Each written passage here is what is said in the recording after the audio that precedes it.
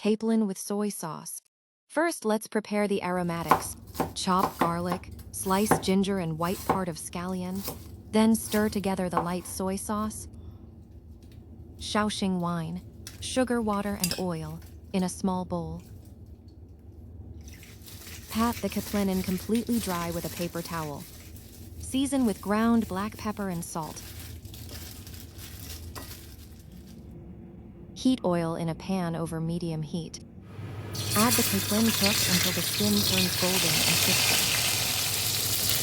Remove from the pan and set aside. In the same pan, saute aromatics. Add the fried fish. Pour the seasoning sauce and simmer until sauce thickens.